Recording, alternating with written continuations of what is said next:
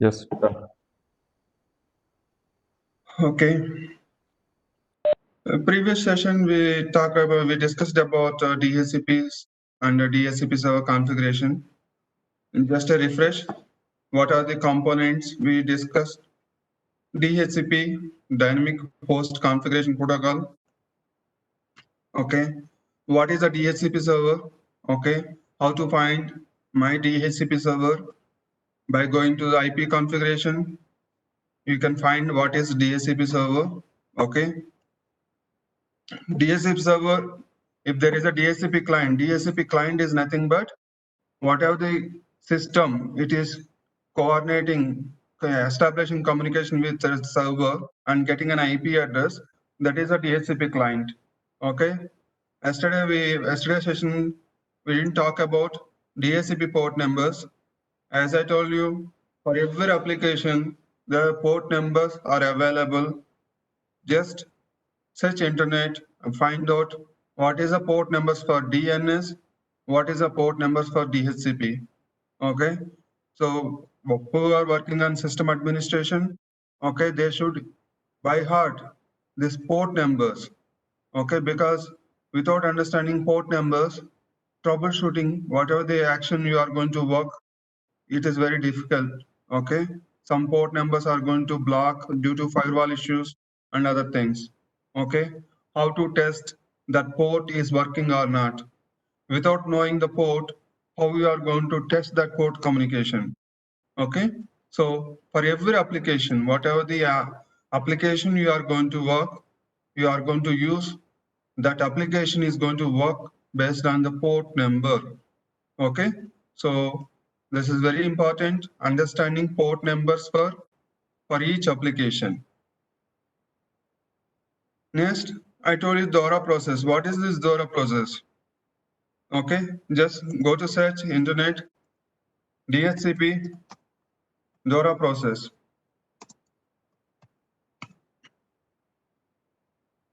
See, what is DORA? Discovery, offer, request, and acknowledgement.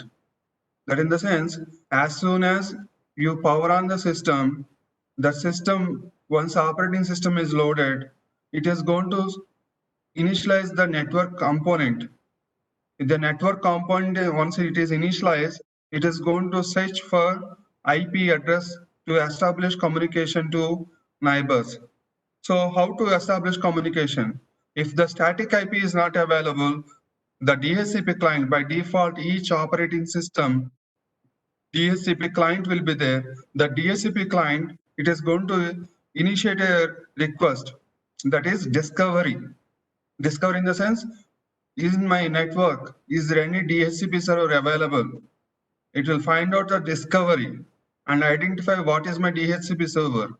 Then the DHCP server, once it receives the request from the client, the DHCP server offers an IP to that particular client. Okay. Then request and acknowledgement. This is a process from the client to server. That is a DORA process, we call it as. Okay, how it is going to work. Once the DHCP server, how to install DHCP server? We did that installation by going to the respective server and completed the DHCP installation. For each operating system, okay, for each server operating system, if you know what is a DHCP, you can search internet how to install DHCP on this operating system. Okay, the articles are available. You have to explore. We did installation on 2008 server. The same basic process is going to repeat. That maybe Vizard is going to different, but the concept, basic concept is the same. How to install on any operating server. Okay, operating system. What is the scope? The scope is nothing but the range of IP address, the range of network, what we created on the server. Okay, from starting IP range. Okay, what is end of IP range? What is this range? This range is going to design in such a way that it is going to assign IP addresses as per the scope range. In the scope range, what I did, you can exclude the range. If you want, we can exclude the range. Why we need to exclude the range? Because some servers within the my network, in any environment, it is not only single network, in any environment, there should be some servers request a static IP information. If you configure DHCP server for entire environment, there should be some exclude range. Exclude range, the DHCP server should not assign IP address for that IP addresses. For example, the DHCP server should have a static IP. Similar way, the other servers, critical servers, which are critical servers. Why static IP is required? We have DHCP server, that my environment can up and running. Yes, but for example, the DHCP server is down. The DHCP server having some issue. What will happen? Whatever the servers is configured for the DHCP, those servers are not going to get an IP address. Okay. So automatically, whatever the application is running on that respective server, it is not in a position to establish communication. There is an outage. Until the DHCP server availability, my system is not going to get the IP address. Okay. How to, for example, system is, we notice that IP address is not getting. Okay, there is no DHCP server availability. Okay, here I can see the DHCP server available here. Okay, if the DHCP server is not available, I'm not going to get an IP address. Okay, whatever the IP address, I'm not going to get an IP address. In such scenarios, how to refresh my IP address? Okay, the same command ipconfig, there are different commands are available. Okay, we are using only ipconfig/all. Okay, there's many options are. See here, ipconfig/renew. For example, IP DHCP server is down. I'm not getting IP address. Okay, after some time, the DHCP server is available. So I can initiate a manual DORA process. To initiate a manual DORA process, what I need to do, ipconfig /renew, so that it is going to request again, sends a request again, find out the DHCP server again, okay, and get an IP address. Okay, what is release? ipconfig/release means whatever the IP address is assigned from the DHCP server, I am going to initiate a command release. I am releasing myself. Okay, so once it is released, what I need to do, I need to give a command /renew, so that it is going to contact the DHCP server again and get the IP address. Generally, what is the DHCP scope we configured? There is a default lease period is available.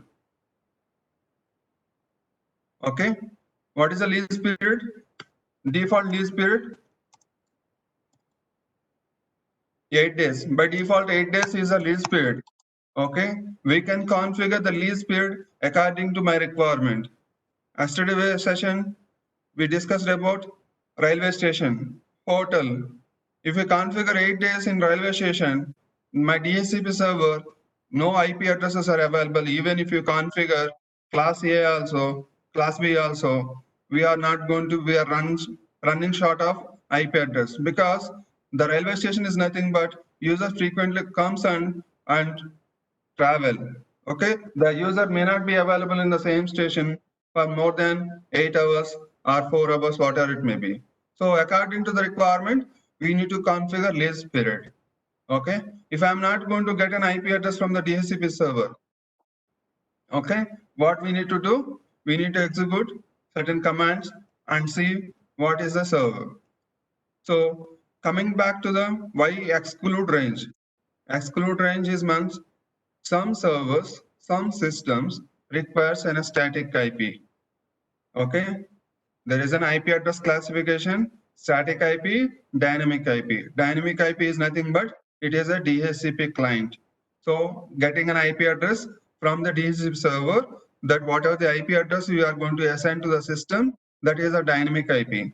If you are assigning IP address manually, that is a static IP. So what static IP address we need to assign?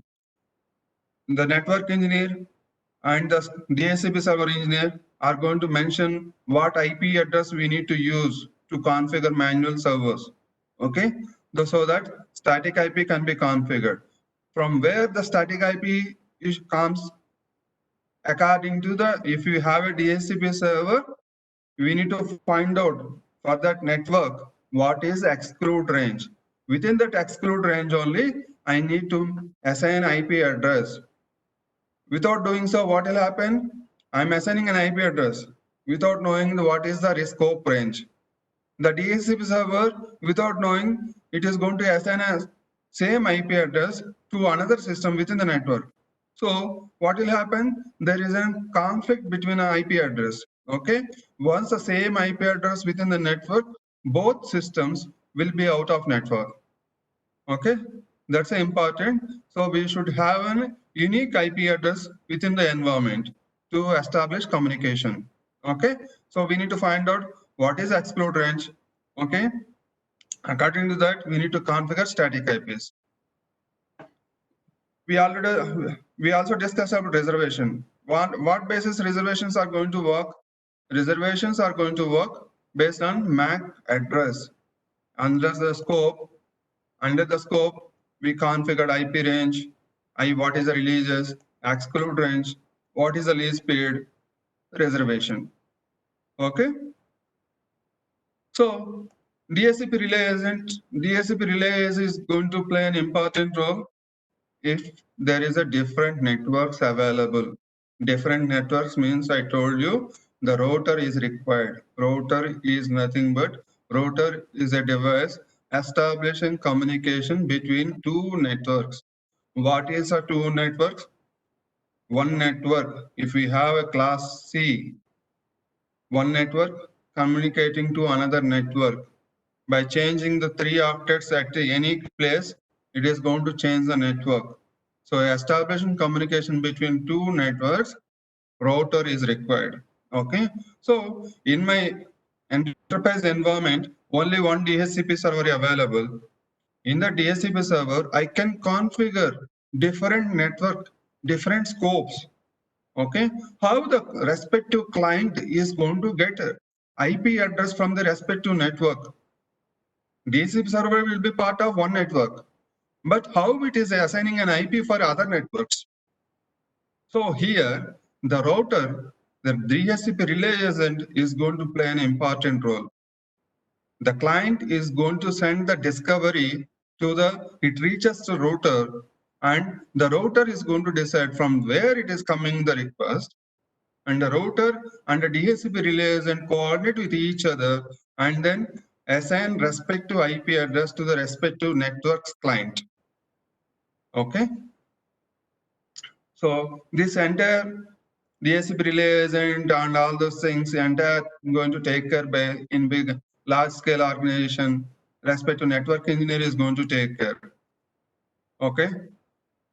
So what is as a part of system administrator, what is the basic thing we should know? What is the process? How to get an IP address? Okay, how to assign a dynamic? How to assign a static IP? Okay, if the DHCP server is not working, what actions we need to do? Okay, what is APIPA? APIPA in the sense, it is an automatic private IP address system. Okay, assignment. When it is going to come into picture? If my DHCP server, the server client, by default server is coming online, system is coming online, but there is no DHCP server availability. The DHCP client without DHCP server assigns an IP address to the card, network card by default. If you see, you don't find any DHCP server.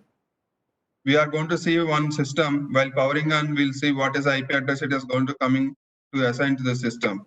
Okay, APIPA, just type APIPA.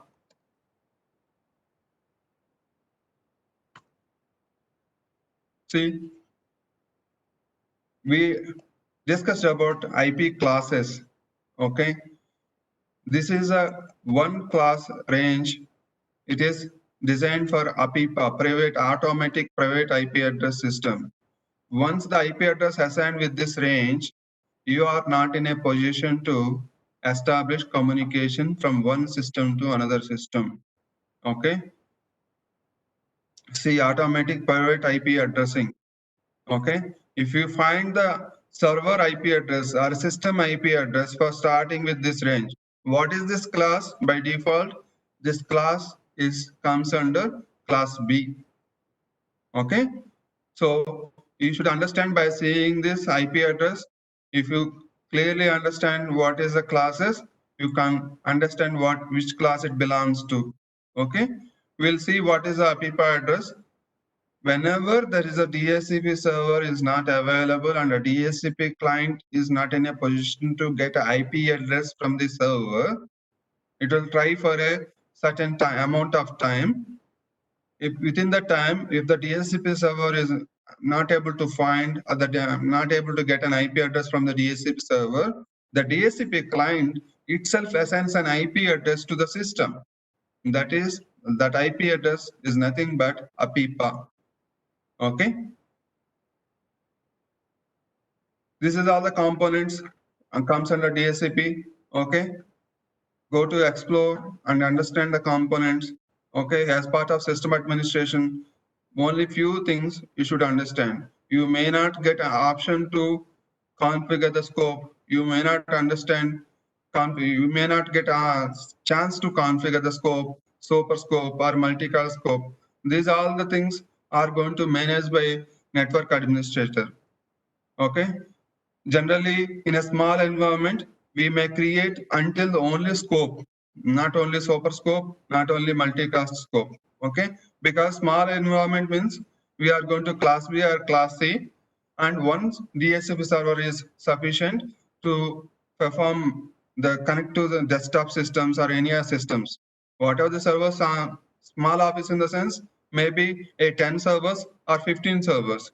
Okay, so those 15 10 servers are going to assign a static IP. Remaining all clients are going to get dynamic IP.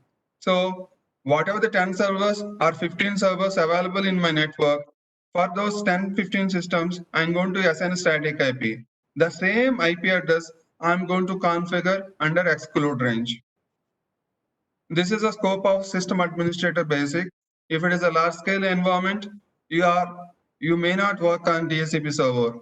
Okay. Why I'm discussing about this? For the system, for every system, we need to understand what is a DHCP client, from where I'm getting an IP address. Okay. What is the difference concepts available in DHCP server? Okay. This is a basic understanding. Without getting an IP address, how to establish communication? Okay. Is it a static IP? Is it a dynamic IP? I should understand. This is a basic concept. It is not a expert concept. Okay. What is the lease period? If you see the ipconfig/all, see what is this? Lease obtained. Lease is going to expire. By default, it is going to set to 8 days. So 8 days configuration, see, lease expiry is going to 25th July. It is assigned on 22nd July. Here it is showing only 3 days. That in the sense, my router is configured lease period for 3 days only. Okay. So you should understand all this concept while troubleshooting the networking. Without network, I'm not in a position to establish communication. Okay. Srini, please share the screen.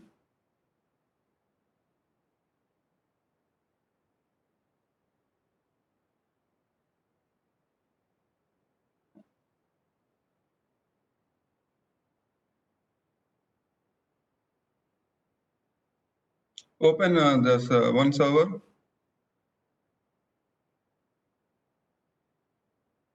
Open 2013 13 IP address. What we did on that 13 DHCP server, right? Okay, go to 12.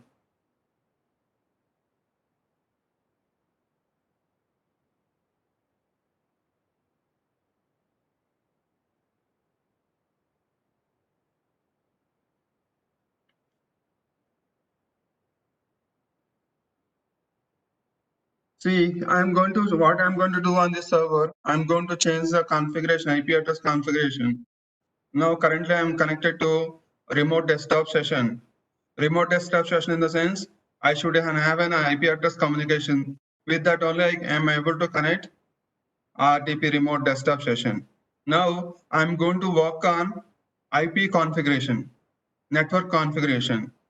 To perform network configuration, if I am in remote desktop session, I'm going to lose the connection. So whenever you are going to work on network communication, network configuration, you should connect to console.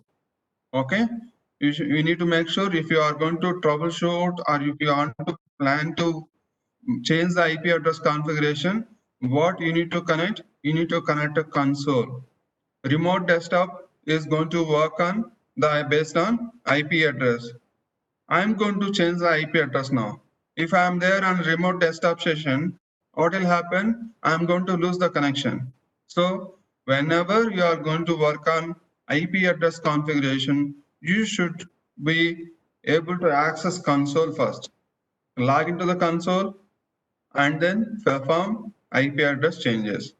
So what we are going to do now, we are going to connect a console. By this time, you should understand what is a console, what is a remote desktop session. Okay, console is nothing but sitting in front of your system, seeing the monitor.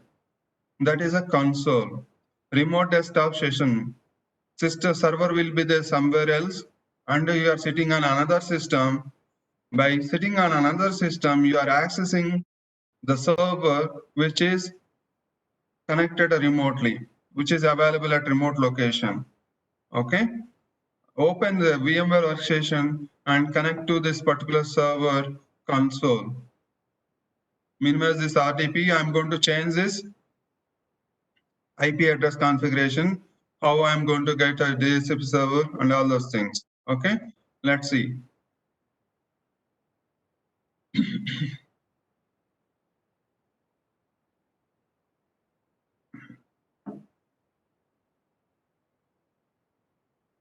Open network connections. Select server manager. View network connections. There are different ways are available to establish communication, to open the respective uh, network connection or control pan, or for everything there is a shortcut available. Okay, go to properties.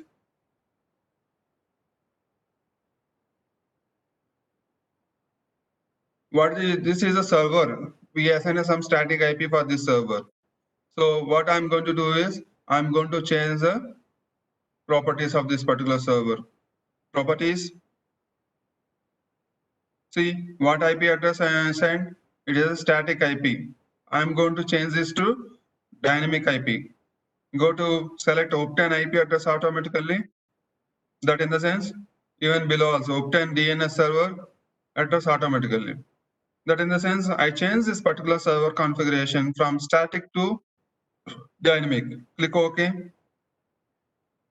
Open command prompt and see what is the IP address I'm getting for this particular system.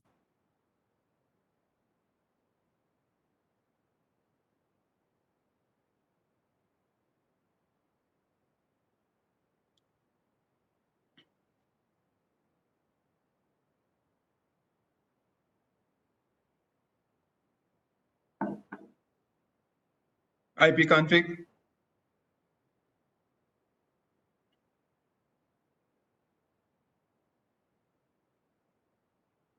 What is the IP address is still showing same thing. Okay.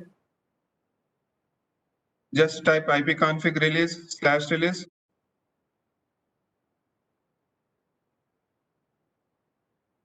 IP config / renew.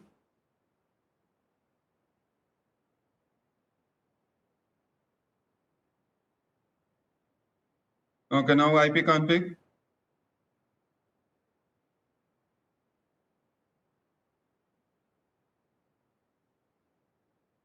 Okay, IP config / all.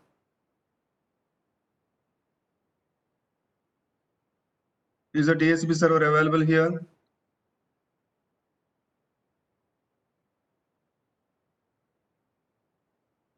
I think you haven't clicked OK in IP configuration. Okay.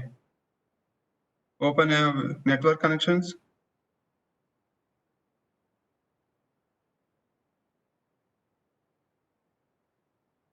Open network connections. IP address properties. So click OK. We'll reboot and see what is going on. Go ahead and reboot the system.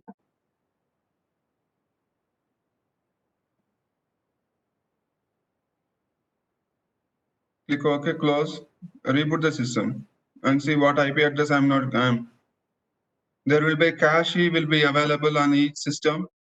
If the cache is available, it is going to configure the whatever the IP address according to the server, whatever the server we installed and all those things. Okay. Just I'm going to show you here how the DHCP server is going to work here. What is my DHCP server? From where I am getting an IP address? That's a function we are going to verify now. Okay. Log into the system and see what is IP config. I should get the DHCP IP information. Okay. After that, what is APIPA? I'm going to see one by one more time report.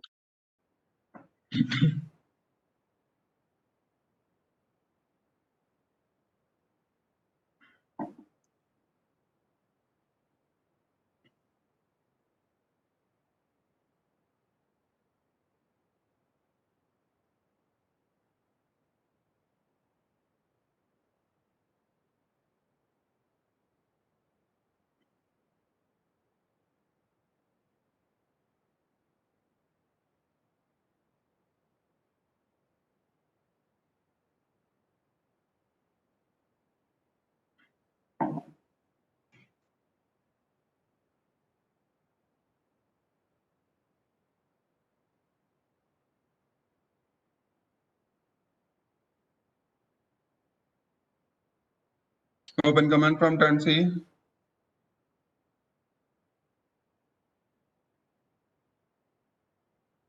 IP config. See what IP address we're getting now. Previously it is for 12. Now I'm getting a 50. Now what I need to do? I need to find out what is my DHCP server. Okay, open the IP config / all.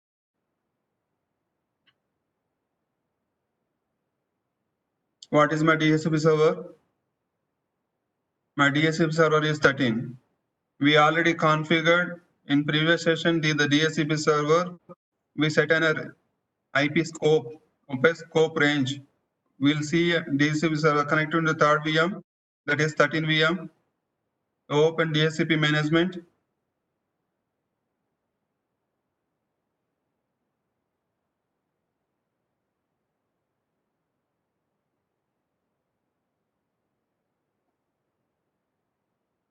Open DHCP console, administrator tools, DHCP server. Expand this window, enlarge this window. Now see here, we created a scope, right? That is one scope. What is the scope we created? Select IP scope range, scope address pool. What is the address pool? We set a configuration address pool from 10 to 100. Within the 10 to 100, we set an exclude range from 10 to 50. Okay.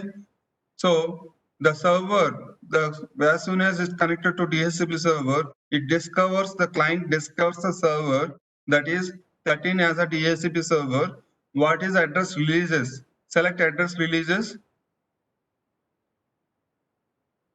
Just refresh and see.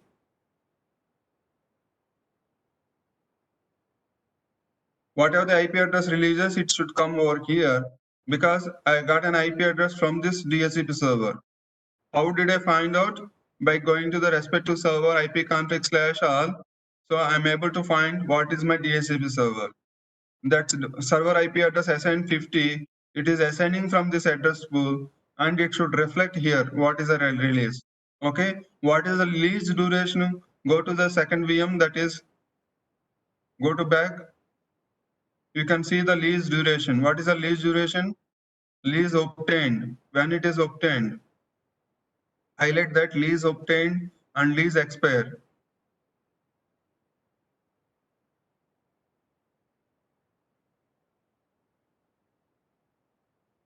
See here, just I'm going to get an IP address because Friday 24 and until August 1, that is default 8 days it is configured. So default 8 days, the lease period is there for this particular server. Now this we understood that how we are going to get an IP address automatically. Now what I'm going to show you, what is the APIPA I'm going to get. For this, what I'm going to do, I'm going to disconnect the network for this button because I'm not in a position to stop DHCP server. I'm not in a position to other DHCP, which is working VMware workstation. Without VMware workstation, if I stop DHCP on VMware workstation, I'm not going to establish communication for other systems. Okay, so what I'm going to do is for this particular second VM, I'm going to disconnect the network. Let's see what is going to happen. Okay, go to second VM settings. In VMware workstation, second VM, settings, right click, settings, select network card, remove that connected options. Check boxes are there, right? Remove that check boxes, both the check boxes. Okay, click OK. See, as soon as I remove that, here it is showing as a not connected. Now open command prompt.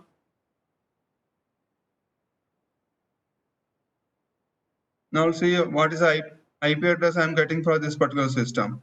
Open IP config. What is the IP address? No IP address. Okay, just do ipconfig / release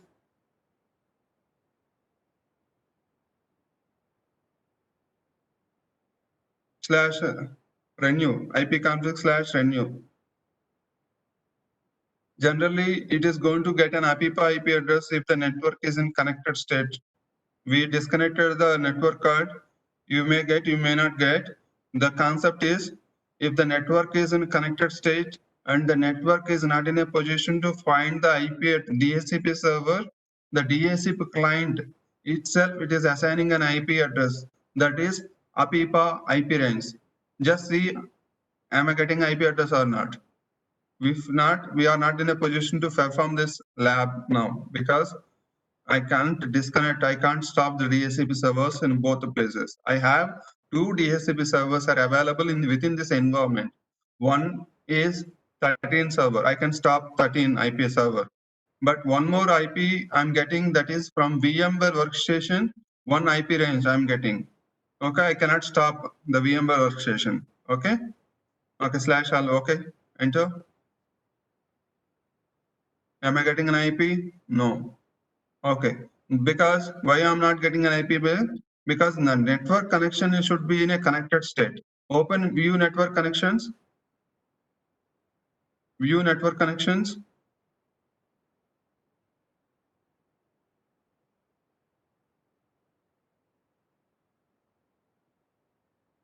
See what is the state? The disconnected network is like connected state is in disconnected state, due to which the DHCP client is not performing their actions. If it is in connected state, the DHCP client on this particular system, it is going to try to discover the DHCP servers within the environment. Okay, so it is not getting an IP, then it is going to assign an IP address itself. That IP address is nothing but APIPA range. Okay, you can try at your systems by switching off your Wi-Fi router. Once your lab is done, your session is done. Switch off your router, reboot your laptop, and see what IP address it is getting. Okay, by that you can understand what is a APIPA IP. It is not that much important, just giving the information because you are going to see the IP address. Still, you are not in a position to get a ping response. What could be the problem? The problem is that IP address is not, it is showing an IP address, but it is a no communication. Okay, it won't communicate from one IP address to another IP address. Okay, it just shows a self IP address. That's it. Okay. By seeing that if it is server is not able to establish communication, you should be able to check what is a IP address, what IP address is available. By seeing IP address, I should be able to understand what is a DHCP server. Okay.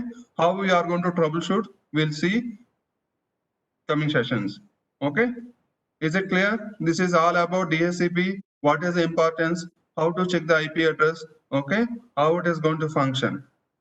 Okay, this, so we complete the server installation and then we identified what are the server types. Server types in the sense, based on the hardware, I can say that it is a Dell server, okay, it is IBM server. I'm mentioning an IBM server in the sense, according to hardware, I'm going to mention as a server. Okay. Now, once that is installed, hardware is a server is identification is done. The next one, I'm going to install an operating system on the respective hardware. If I'm going to install Windows operating system, I'm going to call it as that is a Windows server.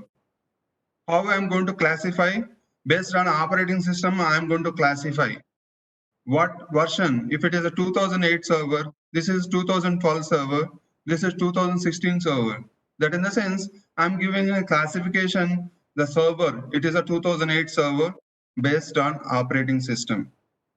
Okay, based on hardware, based on operating system. Now I'm going to call it as it is an Active Directory server. Active Directory server. Active Directory is a function. It is a 2008 server. I have 2008 servers, 5 or 10 are available, but it is an Active Directory server. That in the sense that server is performing in a function Active Directory. Okay. If the server is functioning DHCP, I'm calling as it is a DHCP server. Okay. The classification you should understand.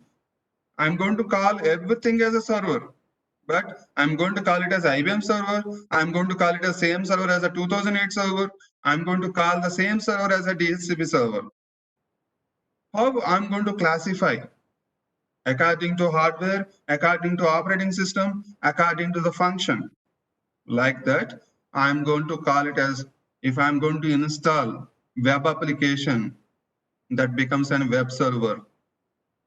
If I'm installing database application, that we can say that database server. What database? Oracle database, SQL database. Okay, different databases, different applications. Whatever the function it is performing on this, I'm going to call that server according to the function, according to the hardware. This classification endless. Okay, we need to understand the concept of server, on what basis, on what classification we are calling as a server. Okay, by the same time, you should be able to understand what is server operating system, why we are installing server operating system, to serve one particular user or number of users. What is the user's requirement? According to user's requirement, we are going to install certain application. To install an application, we need an operating system. Okay. Once we install an operating system, what we need? We need a hardware. Okay. This is a correlation between 1 to 1. From where it is going to come, how it is going to correlate for each component in the infrastructure. Okay. You should understand what is the networking, what is the storage, all those things. That's what we discussed from previous sessions to till now. Okay. We are not going to install any other applications now. Our responsibility to understand basic server administration. Okay, we did that. Now we are going to go to the troubleshooting. Troubleshooting in the sense, what is the basic? We just install the server, just left it. The basic components, how to troubleshoot, how to understand the server components. Okay, and go to the server 13 RDP session. Okay, how to troubleshoot a server. Okay, what are the basic things we need to search? We need to look into that server troubleshooting. Okay, I'm going to connect a server and see how it is going to correlate this particular server functions. Any server, open any server, 10 or 13, no issues. Okay, so let's see the basic understanding of few things in day-to-day activities. Okay, expand the server manager. The first thing is that logs for every operating system, how it is functioning, what any errors are available, how to troubleshoot, where to go, how to understand what is the issue. Okay, if you are able to understand the network concepts, the network communication, how it is happening, you should be able to check where to go. Okay, for example, server is not able to communicate, how to go, where to go. For example, I am not able to reach IP address my AD server, that is 10. What I need to do? First, I need to test communication. Is it pinging? Am I getting ping response from my system? If I'm not getting ping response, then what I need to do? I have to go to the console and check the IP configuration on the particular system. Okay, so IP configuration, I can go to server manager and check the view network connections and check the IP address is assigned properly. From this particular server, am I able to connect other systems or not? Is there any communication issue from this particular system to another system? I need to check the IP configuration. So you should understand where to start. So IP configuration in the sense, I'm going to server manager, view network connections. To check the IP configuration, without going here, if you are searching other places, that is meaningless. That in the sense, you are not able to understand where to start. The issue is the server is not able to communicate. Okay. For that, where to go, how to start it. Starting point is very important for the troubleshooting. For the network connections, if you are going in control panel and if you are going to checking users and users and local users and groups, doesn't make any sense. If you are working on network communication, you should check what are the network components related. That in the sense, I need to go to view network connections. Instead of view network connections, if I am searching user panel, what is a user, how to user properties, doesn't make any sense. So where to go, how to identify, how to navigate, that is important. Okay, so first thing, I am searching an IP address configuration, go to view networking, view network connections. So you see here, is the network is connected state or not? I can see by seeing this, a network connection is connected. Is that IP address is correct or not? I can see properties and check the IP address is properly assigned or not. Even small dot also matters. Okay, we are going to check the IP address. We are going to check the gateway. How to troubleshoot the network? The first place is that we need to send communication, ping the gateway from this particular server. Am I able to communicate a gateway? Go to open command prompt.